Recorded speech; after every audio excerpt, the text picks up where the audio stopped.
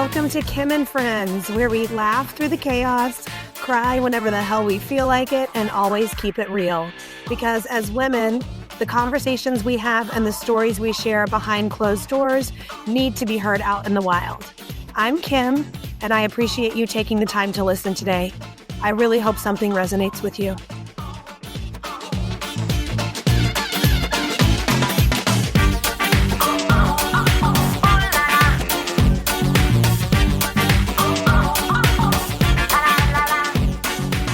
Hi, welcome to Kim and Friends. Hi, Julia. How are you? Great. How are you?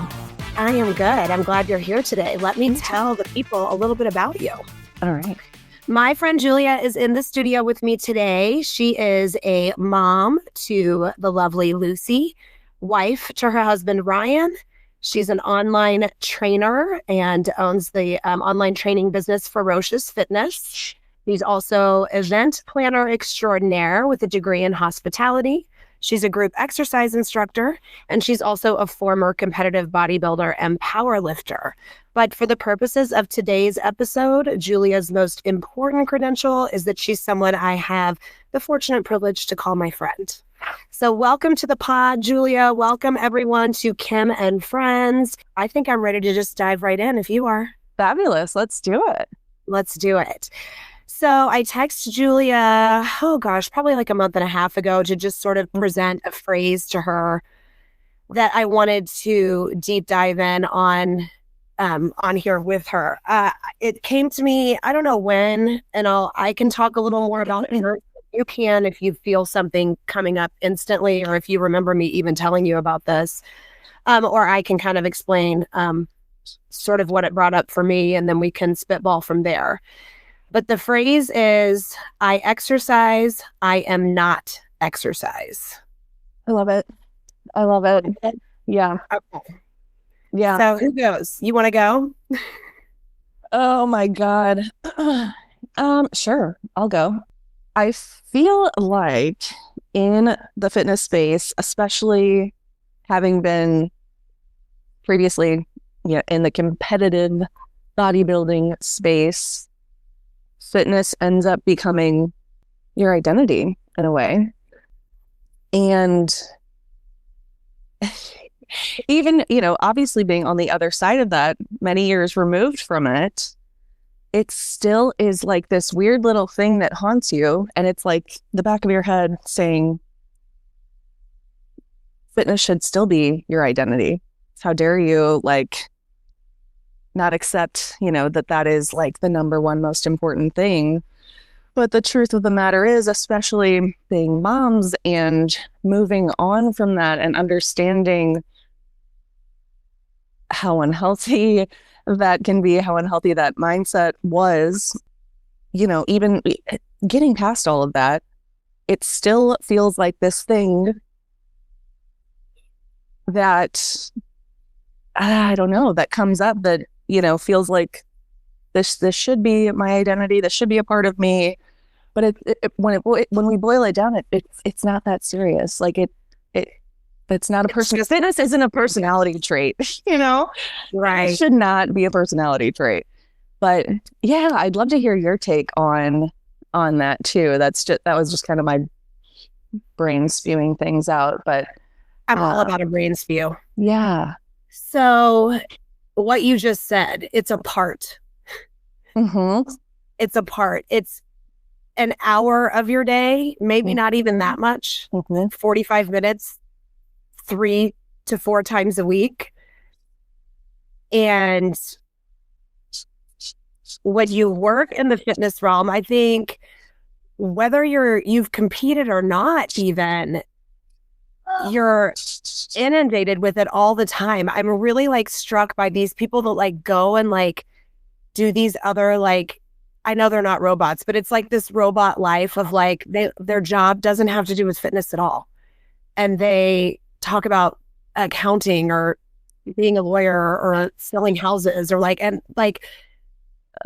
and we're spending not all day, but a good portion of our working hours talking about people's fitness, talking about their nutrition, talking about their plans. And then also trying to create a space for our own personal fitness plan. And it really does become all encompassing.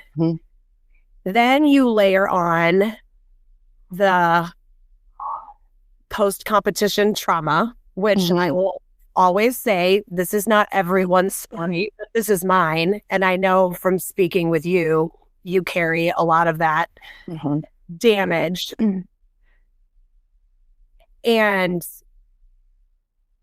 then being a mom, like being a active, fit person, competitor, trainer, not having children, and then what that looks like after having children. And again, like you said, that voice in the back of your head, and it just lives there like, move the bullseye. You're not doing enough. You need a goal. You need to be progressing. You need, progressive overload and constant progress. And if you're not lifting, even just 2.5 pounds heavier for the same amount of reps from one week to the next, what are you even doing? Absolutely. And that's not even touching the aesthetic part of it. I know, right? We'll get there. But it's like, I'm doing a lot. I'm doing a lot for my head and my heart and my soul and and I know that. And I do feel like probably in the past 10 years, I really have put that at the forefront of my exercise, but how do I shut down that you're not doing enough? You're not doing enough. You're not doing enough. It's wild. It's like we were hardwired. Like when we went through these competitions and like are in the fitness space, it's like we've got this weird little extra hardwired piece that just like will not let go. Won't let go. Wild. So now let's talk about the aesthetic part of it. Take a deep breath. The world's biggest mindfuck there ever was. Dear God. And I feel like it's so like predominantly known that these people, or us when we were those people, look like that for a split second. Truly. Oh my God. There are the friends, there are the genetically predisposed, there are but that's not the majority.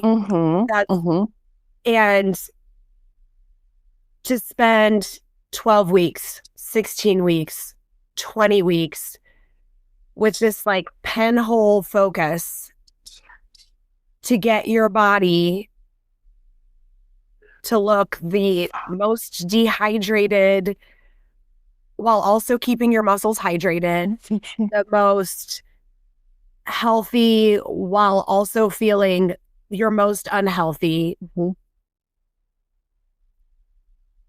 And then it's over. And like a week later, the water retention is just like on overload. Oh my God. And I guess if you reverse out of it properly, it's not like that. I never reversed out of it properly. I don't know a lot of people who have competed.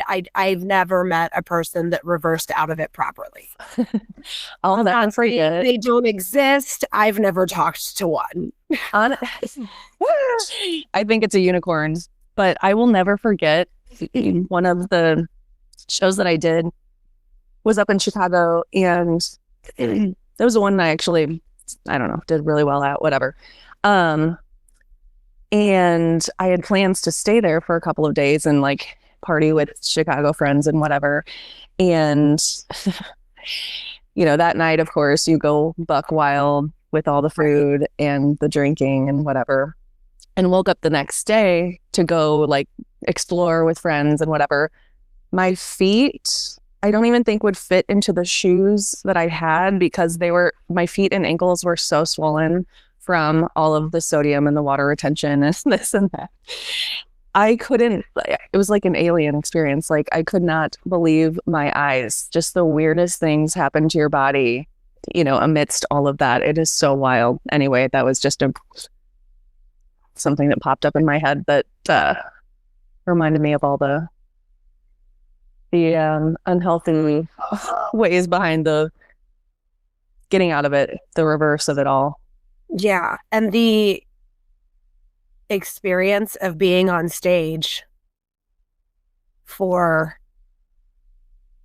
maybe 3 minutes, max 10, Truly. where you're literally inviting judges to Predominantly male. your body up against other women's bodies, lovely women who I love and respect, and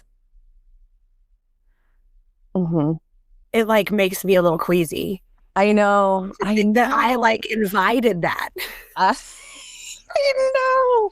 I know. It is so wild. And I don't know, going back to think like these judges, I don't, from my experience, from what I've seen, I mean, most of the time they're 90% male, which is fine.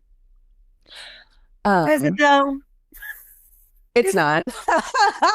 Just kidding. It's not. It's really freaking weird. But I actually had a really interesting experience as well on the other side of that, being invited to sit and be like be a judge. I don't think that it was like a test type of thing to see if I liked it and they thought that I had an eye for it or whatever. So like being on the other side of it and like, going through the their bullet points that they're looking for, all of that stuff, which I felt like I had a pretty good idea of coming into it, just having the experience. But I feel like it boiled down a lot to just personal preference. You know what I mean? Like what that other judge, just like a snap judgment of, whether or not they looked like they were a good looking person type of a thing. I don't know. I hate to say that out loud, but I couldn't see eye to eye with the other folks that were on that panel. And I felt like I was being critical based off of the bullet pointed requirements type of a thing. And it just seemed it was just gross. Like there's no way to not be subjective. Right. Yeah. Yeah.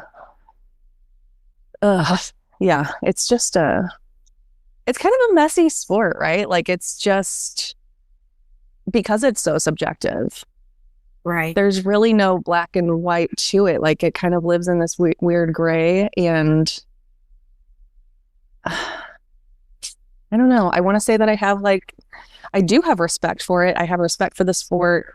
I think it's an interesting way to challenge yourself, but it's so challenging, especially as a coach, knowing that these things are so subjective and that you could have somebody that has a lot of potential when it comes to what they've built. They've like built this incredible sculpture, and to go out there and be, I don't know. I have so many mixed feelings about it. So obviously we spent a lot of time thinking about this, and I think what it boils down to for me is I have so much respect for the process that it takes to get to the stage. But what actually happens at the end, for me,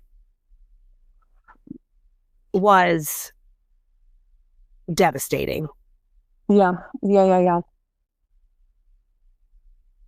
And again, I can only speak for me, but I have talked to a lot of ex-competitors, and I do still follow a good number of people who are still currently competing.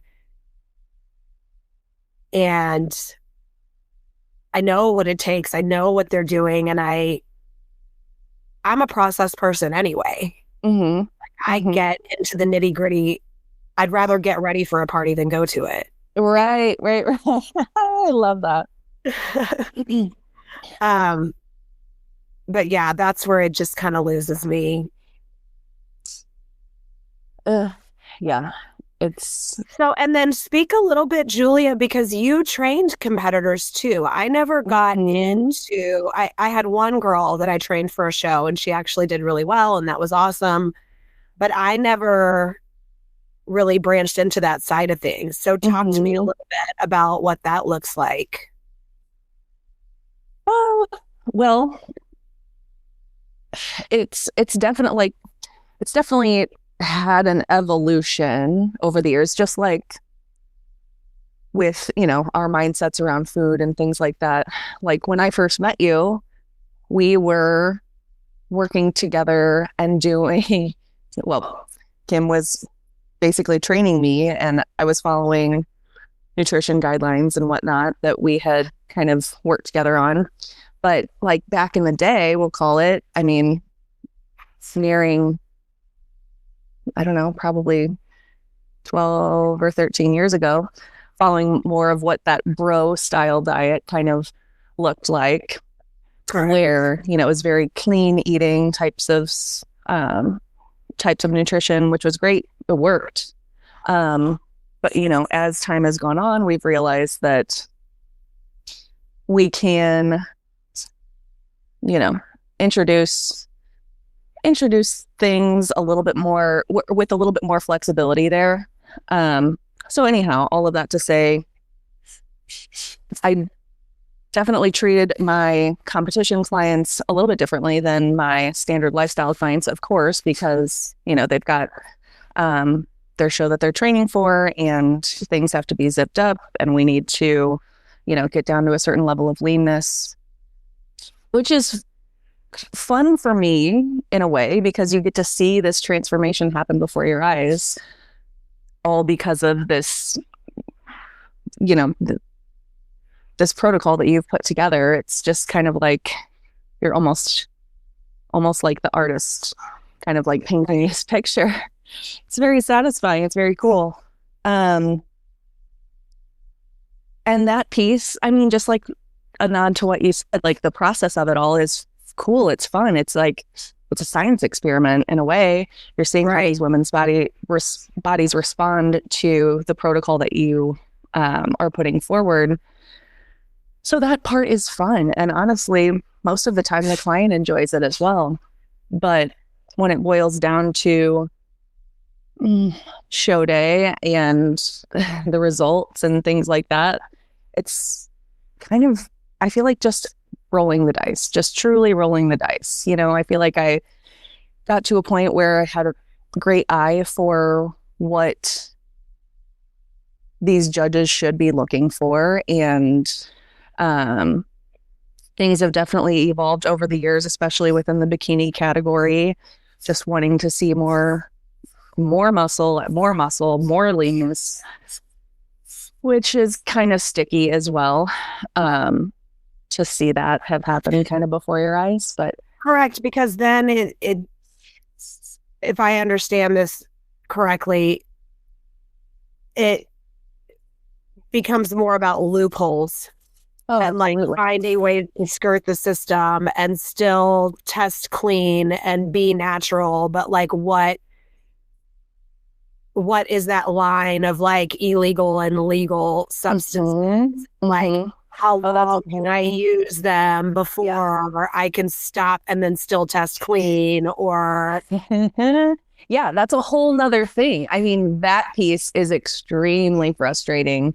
The fact that so many women are using these performance enhancing drugs, which is fine. If that's the route that you want to go for it. But I will always be upfront with my clients. Not saying that I won't coach somebody into a show that is not tested, but the majority of the time I am coaching folks who are interested in competing in tested shows. However, like you said, you don't know where the loopholes are. And it's just wild to think that so many of these women are using these things. And I am absolutely not a lick of interest in learning about these drugs. And who am I to prescribe this kind of thing to a client and really, really, really have the potential to harm somebody or, create long-term lasting impact on Right. so many things. But yeah, that's another element that just like has really impacted bodybuilding in such a big way. It seems like, yeah, again, the majority of people, it seems like are using something, and Right. it just doesn't feel like a fair playing field, for folks that aren't interested in something like that. And I would just wonder too, just speaking personally, if I were to coach competitors, like being able to keep that line between like, okay, I'm the sculptor, but like not stepping into, or maybe you do step into it and what that looks like, concern for the long-term damage, concern for their mental emotional state, concern for, creating disordered eating. Mm-hmm. And they're adults. They signed up for this. But I was an adult and I signed up for it and I had no idea Yeah. where I was headed. Absolutely. So then as being an ex-competitor and knowing all of the damage that you work to rewrite, still, I feel like every day there's something that I'm like, I still have to kind of remind myself that it's okay to have like as much fruit as I want. Sure. Yeah. I get that. So Wild. yeah, talk a little bit about that. Like, you don't train competitors anymore though, do you? It's been probably close to a year since I've trained a competitor. Okay. So the clients that I have right now are exclusively lifestyle clients. But yeah, wait, go back to your question. I'm so sorry. So that line between the external, like that's what you're hired to do, like help me look a certain way, help me be my second set of eyes and get my body aesthetically to look how I want it to look. Mm-hmm. And then carrying what it did to you with your relationship with food and with your body, and Sure. keeping that separate, or maybe not keeping it separate when that's treating someone else. Yeah. You know what? I would say that my approach to these folks is a lot more gentle than my approach to that type of client is much more gentle, much more graceful than how I was treating myself when I was coaching myself through competitions. If that makes sense. I feel like it does. Like I know when to give a diet break. I know when the conversation is getting too unhealthy and we need to kind of take a step away and say like, this isn't the end all be all type of thing. I would say that my experience has impacted my coaching so much. And yeah, I think that I'm just much more gentle with these folks and really like try to tap into like kind of the psychology behind it, like having really open conversations about how they're feeling and why. And not to say that I did any of that perfectly, but I would be curious to talk to a few of my competitors to see if they feel, like they have a disordered mentality behind food or training, just to kind of get that perspective and see how much they've been impacted by dieting so hard and training so hard.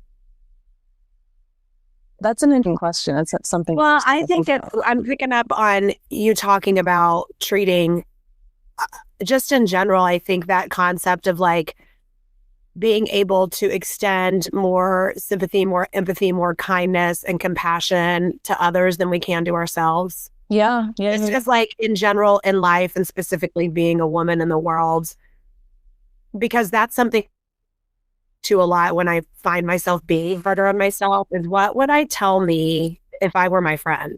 What would Yeah. how would I like give myself the same compassion other people? Yeah. So I think that's beautiful. And I think that that's really, you're to be commended for being able to make that leap and be able to help people towards their goals and hold that compassion for them in that way. So I think you're to be commended for that. Thanks. Thank you.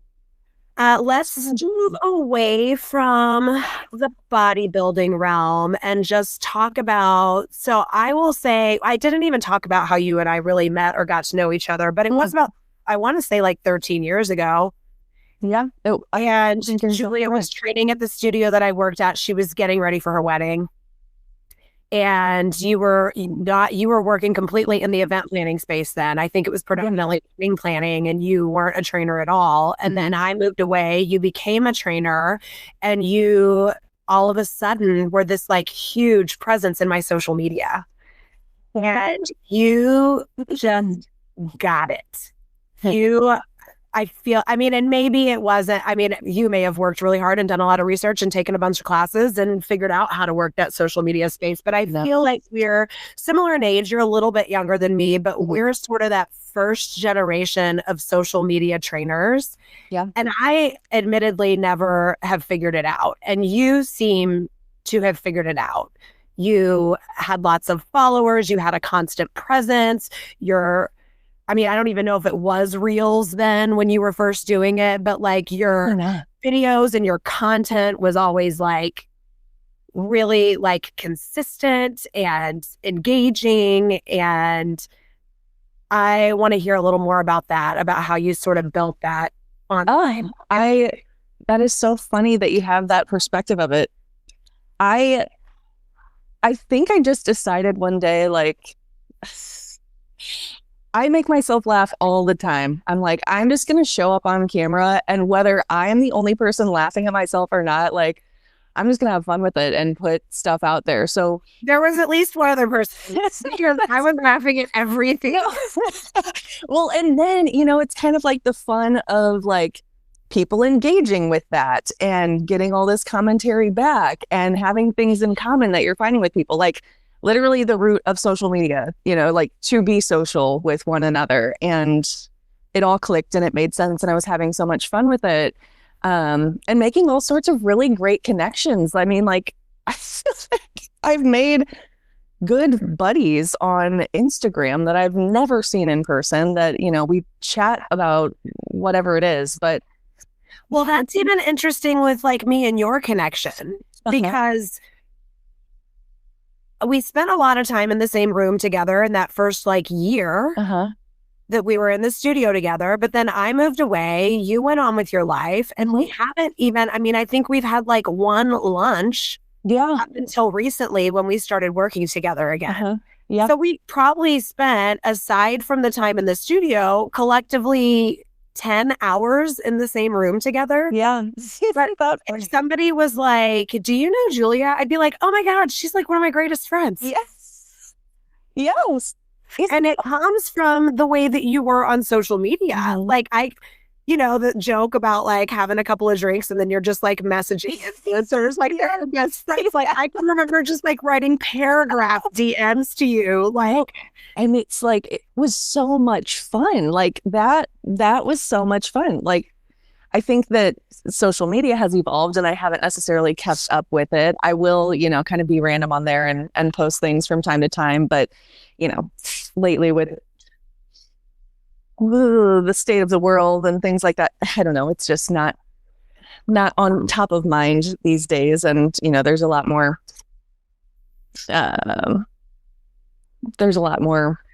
stuff out there that people are talking about that, anyway, all of that to say, like, I was just putting silly stuff out there for the most part, like it really, most of the time it didn't have to do with fitness. Sometimes it did. Sometimes it was, just funny stories throughout the day or, I don't know, just sharing my weirdness with the world. Car rots in the gym parking lot. Yeah. Yeah. And she like had this, guys, she would go get an iced coffee. And she wouldn't let herself drink any of it. Like, this is like your little treat for after your workout. That's a life hack. Super funny. Oh. And I would say, say what you will about social media, but I guess I look at it the same way I look at the world. Like, I have to believe that there's so much good out there. Sure. That like what we get inundated with and what we get bombarded with is the fringe. Sure. And just like we were just talking about, like, look at this beautiful relationship that you and I get to have that wouldn't exist had it not been for social media. It's so true. And I would argue that social media space needs more of your silliness, needs more of all of our silliness. Like, yeah, I would agree. More silliness, more cute dogs, more babies, more laughter, because I feel like I've done a fairly decent job of curating my algorithm to where I don't get spewed with all of the negativity but then like something will happen in the world and then it just like breaks through and makes its way in. And I'm like scrolling. I'm like, where's the funny? Where's the laughter? Where's the dances? Where's like, can we get back to that? And I'm saying that I don't want to be informed, but I don't need a 24-hour stream of informed. Like, I feel you. So I would ask you to please get on there and be silly again. I really should. I really should. Maybe I'll start today. Do it today. I'll do it today. And then let's talk about, now that we are approaching middle-aged dumb, and I'm slightly more middle-aged than you, but it's just like, you're about to be 40. Is that right? I am 38. Okay. So it's approaching. It is approaching. And now we have like this next generation of social media fitness influencers, and they're all up in our feeds. Yeah. And it's really striking to me like how cyclical it all is, because I mean, it is new to them. So it is not, I'm not accusing them of being disingenuous, like in the least. Like, I follow so many beautiful, wonderful 20-something fitness professionals, and I trust their advice and I respect them and I admire them. It's not meant to be, like that I'm saying something bad about them. But I'm like, honey, we've been eating cottage cheese for 8 years. My mom and dad ate cottage cheese on diets when I was a kid. Like, cottage cheese is not new. Not new, honey. No. It's so funny. Yeah. There's the fresh fitness coaches. Yeah. And I guess also just that transition from how I thought about exercise before I had kids and before I had a family, and what I thought it would look like after I had a family, and then the reality of what it actually looks like. Yes. Oh my gosh. I think I did a post on this, or maybe it was like in a story or something like that. But it was literally like an apology to any clients that I had before becoming a mother, because I felt like I kind of leaned into that toxicity of everybody has the same 24 hours in their day. And then I became a mom and I'm like, not everybody has the same 24 hours in a day. If you are a 22-year-old, bachelorette hanging out in her cute apartment, with as an influencer, with all the time in the world to work out and meal prep and like, no, we don't have the same We don't have the same 24 hours in a day. But until you're in it, until you understand it, until you are a mom, you have no idea. You have no idea what, those friends, clients, family members have kind of gone through and how much it changes everything. But anyway, back to that. I really felt like I had to apologize to any like mom clients that I had before that, where I didn't have this perspective because I mean, like anything, like, better, you do better. I mean, right. I think it was just last week on my episode that I sort of issued that same apology. I'm like, to those that I trained 15, 16, damn near 20 years ago, like, whatever I did to you, I know better now. I'm sorry. And even, women who don't have children, as they age and their priorities shift and change and their bodies don't react the same way to the same stimuli.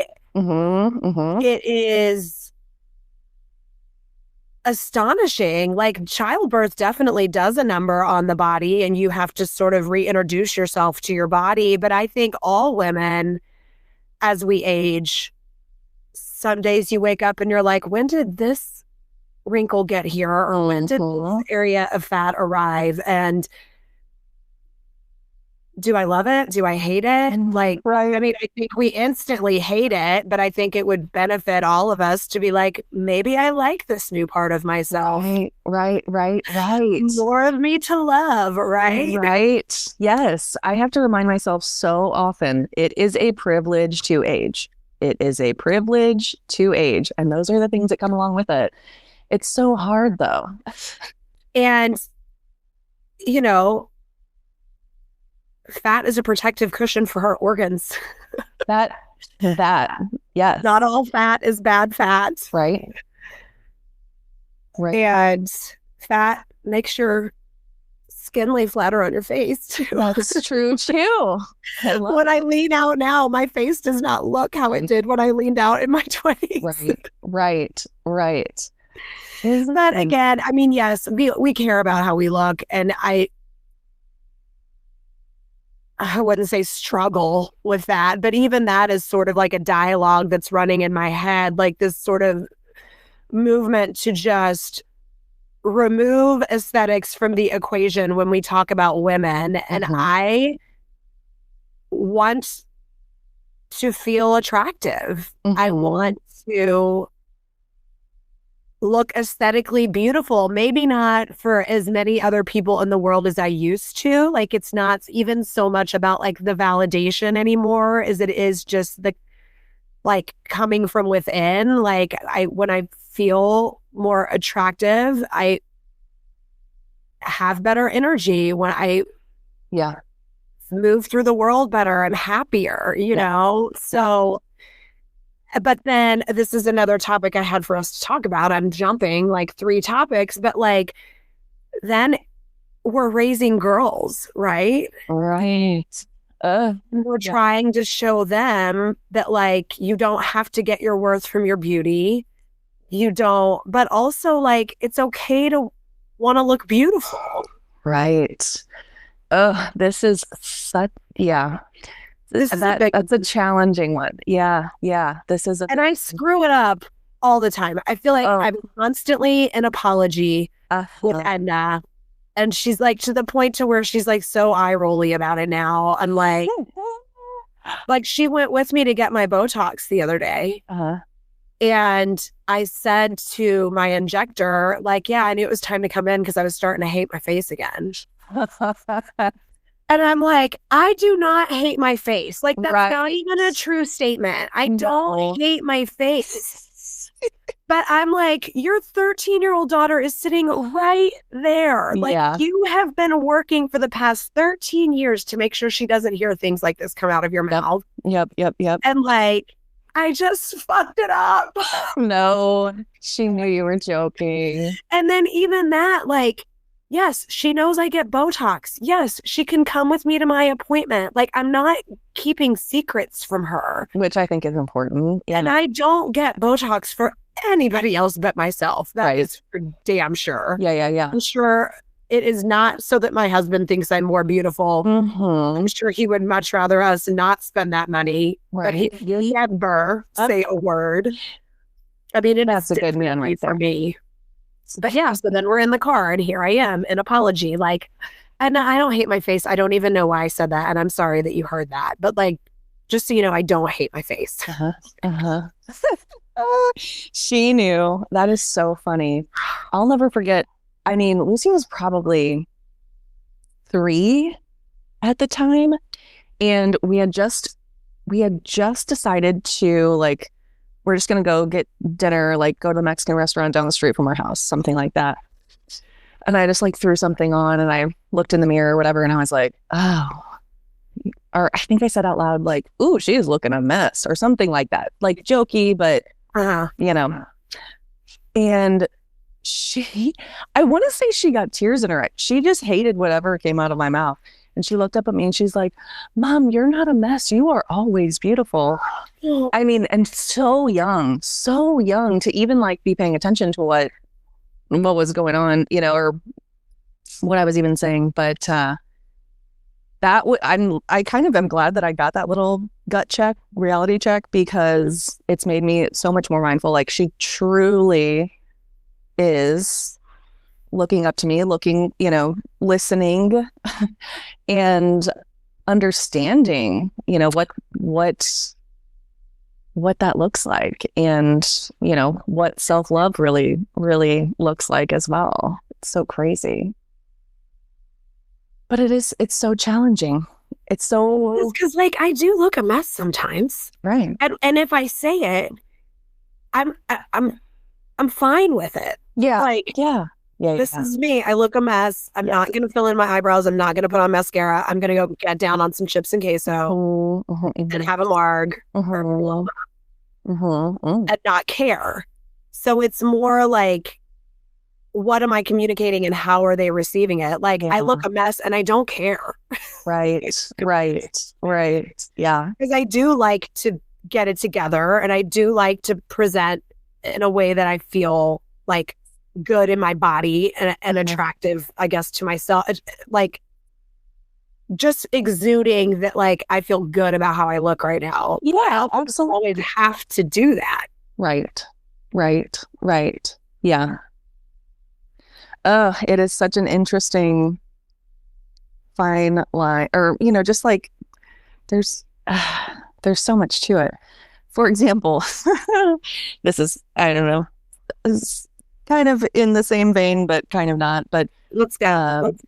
Recently, I accidentally turned Lucy on to the Dallas Cowboy Cheerleaders reality show. I was watching it and she became interested in it, and I just let her watch it with me, even though she's 6 years old and she should not be watching it. But here we are. And she just loved it. Absolutely loved it. And I'm not saying there's anything wrong with being a Dallas Cowboy cheerleader or any cheerleader or any dancer, performer, whatever. But it has definitely become a part of her personality right now. This is the phase that we are in. She wants to be a Dallas Cowboy cheerleader.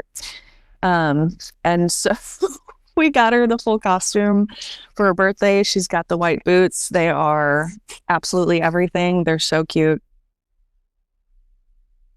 But, you know, it's like a crop top, little like bra top with fringe on it, and then the little white booty shorts, basically, and the white boots. Anyway, all of that to say, is that appropriate for a 6-year-old? I don't know, but it's fun, you know?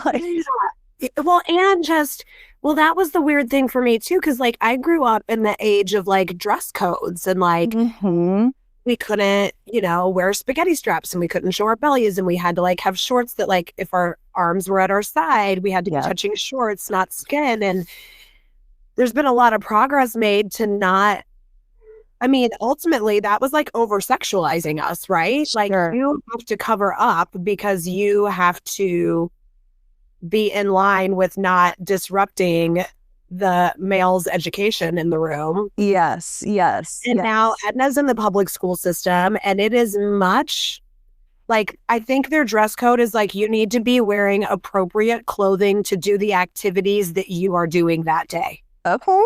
I love it. So, like, no, you can't wear clothes that are going to fall off in PE.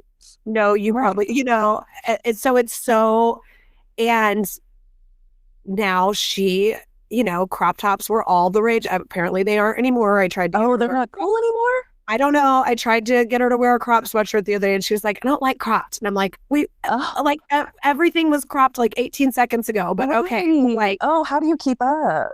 But just like all of 7th grade, it was like crop tops. Yeah. Crop tops and like high-waisted cutoff shorts or sweatpants, which I love.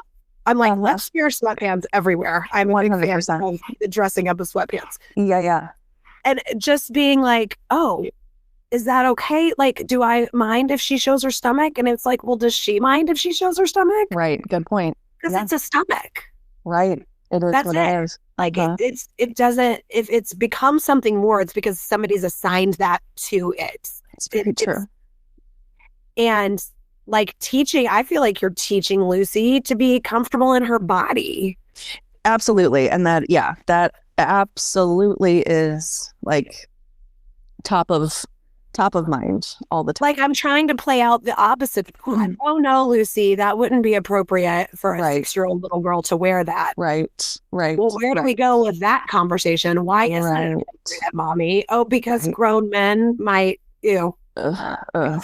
like me. So. No, yeah, probably wrong.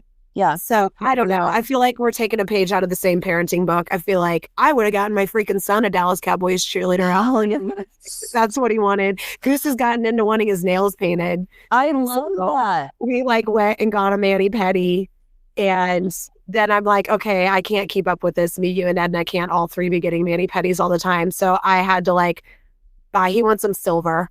So we keep his fingernails and his toenails silver now. And the funny thing is, no one at school gave him any problem about it except for 2 boys in the bathroom was like, nail polish is for girls. No. Well, the whole reason he wanted his nails painted is because he watches this influencer on YouTube. It's a man, not that this matters, but like a straight white guy that keeps his fingernails painted black and white alternate.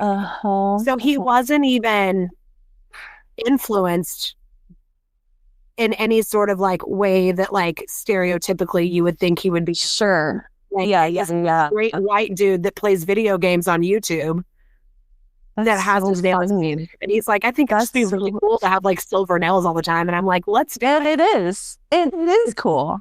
It's super That's amazing. That's so funny. I love that. Yeah, it is so. I feel like you don't get a manual with the children, and that can be a little challenging at times. But it's like we try really hard to not talk about the way that other people look, and that's been an ongoing conversation for a long time. And it's so interesting what their little brains come up with. Like, I don't think she's ever pointed out like somebody being overweight or whatever that means anyway. But, or, trying to think of another example, but more so like she'll have really great questions around like, and honestly, I think like, she's made a comment, like a question about a guy having his nails painted or like a guy that has like super long hair or something like, why does that person have extra long hair or, whatever. And it's like, oh, because that's what makes him feel cool. Like, doesn't he look cool? She'll be like, yeah, he does look cool. And like, that's kind of the way that we navigate that type of stuff. But that doesn't mean it's not challenging. Sometimes they've got these questions that are like, whoa, wasn't ready for that one. Not sure. Yeah. Fun. And then you're just, in real time, you're like, I'm driving. I can't like Google any of things right now. Right. I can't ask ChatGPT about that one. Yeah, I know. Like one of my go-tos is like, it's okay to not have opinions about things. That's a good one. We don't have to have opinions about everything. Like, sometimes mommy finds herself having an opinion about something that has zero bearing on her life. So I just have to stop and think, does this affect me in any way at all? Yeah, that's so good. It doesn't. So I don't need to have an opinion on it. That's so good. But I think an observation is different than an opinion, and that's important too. Like, it's okay to observe that most men have short hair and that man has long hair. And most men that I see don't have their nails painted and that man does. Yeah. That's not a judgment. That's just an observation. Right. And I think that's one thing I like about kids is that like they just like speak their hearts and speak their minds, and any judgment or that's something that we're putting on it. That's so true. They're just so true. They're just curious. Yeah. That's so funny. Yeah, and Goose is good for those too. God, I wish I could think of some right now. He just comes up with the most like off the wall observations. I'm like, what an interesting way to look at that. Oh my God. Yeah. They're so funny. Well, I feel like we're coming to a good close here, Julia. Is there anything else that you want to talk to me about? Is there anything you want to go back to? And though I have a good question. Yeah, let's hear it. Is there anything today that you thought about like leading into this? Like, I definitely don't want to talk about this that maybe you would feel comfortable talking about now. Oh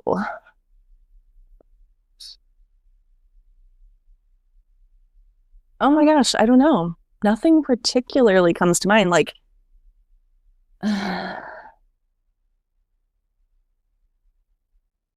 don't know. I feel like in my head, like there were a couple like taboo subjects that probably are still taboo. Okay. So no, I don't know. Well, I feel like that's a good answer because I want people to feel comfortable. Like, I feel like that's sort of what I bring. Oh, you absolutely do. Feel comfortable talking with me. Absolutely. But I just think it's interesting to think about, like, I don't know, we all have like our preconceived notions, like going into situations like this. Most people haven't been on a podcast before. I never, I mean, I had once before I started hosting one. So it's just interesting to me to think about, like, and I think I asked my friend Sarah too, when I talked to her a little while back, like, was there anything that you were like, well, we definitely just like can't touch on this topic? Sure. Yeah. I don't know. It's funny, like when we're talking about going back to the competition stuff and, the toxicity of it all. I kind of think in my head, and I don't know why I allow this like narrative to be there, but it's like, ooh, I wonder if another coach is listening, like if they would strongly disagree with some of that stuff, or I don't know. There's that, but I get that. I think I always get concerned about like offending anyone who's still in that competitive realm. Right. But then I feel like if they were offended by it, it's because something in it probably strikes on some truth with them. Yeah. No, you're probably right. And that's, if they want to talk with me about it, I'd love to, but like, that's not my fault. Yeah. No, you're exactly right. You're exactly right. I mean, and bodybuilding definitely doesn't hold a monopoly on, having disordered things happening to, get to be elite, the best, I mean, that's happening in sports everywhere. Right. Yeah. That's so. I mean, and I just scratched the surface. I didn't even, I very quickly found that I was not going to, it was gonna break me, or I was gonna back away slowly. So I'd be interested to talk to somebody that actually has been in it for, decades and done 15, 20 shows and that would be fascinating. Lives in that cycle of like bulk and lean and bulk. Yeah. And is also a mom and is also raising a family because I see them. Yeah, they're out there. I watch them on my Instagram, on my reels. Yeah, they exist. Yeah. And I used to compete with some of them. Like some of them I haven't talked to them in a long time, but I consider them friends, Right. So I'd love to get their input too. Maybe I'll get brave enough to do that someday. That would be really cool. I would love to hear that, honestly. We'll have to think about that. Put that on the back burner. Yeah. Well, Julia, like I said, you've just been a wonderful friend to me. Even I think when you didn't know you were being that, I've just always felt like kindred spirit connection with you, your energy, your honesty, your openness, your vibe. I love seeing how you parent. I love seeing how you talk about your marriage. I would encourage everyone, give us your Instagram handle. Oh my God, that's so funny. It's Coach Julia _FF for Ferocious Fitness. So, I mean, she's a wonderful online trainer if you're interested in, doing an online program, but also I would encourage you to follow her just because she's fucking funny. Oh my God. Thank you so much, Kim. You're making me feel a lot cooler than I really am. Oh, that's what I'm here for. That's what I'm here for. I believe that you're that cool. And then if you would like to connect with me, you can find me on Kim and Friends at Kim and Friends on Instagram. I'd love to hear your feedback about this episode. I'd love to hear any further questions that you might have for me and Julia. I'd be happy to have her on another time and we can talk about more stuff. And if any of my bodybuilder friends that are still doing it are out there and want to come on the pod, you can reach out in my DMs too, and we can see about getting that on the calendar. Thank you all so much for being here today. I hope you took something away from our episode, and I'll see you next week. Bye, Julia. Bye. Thanks for having me.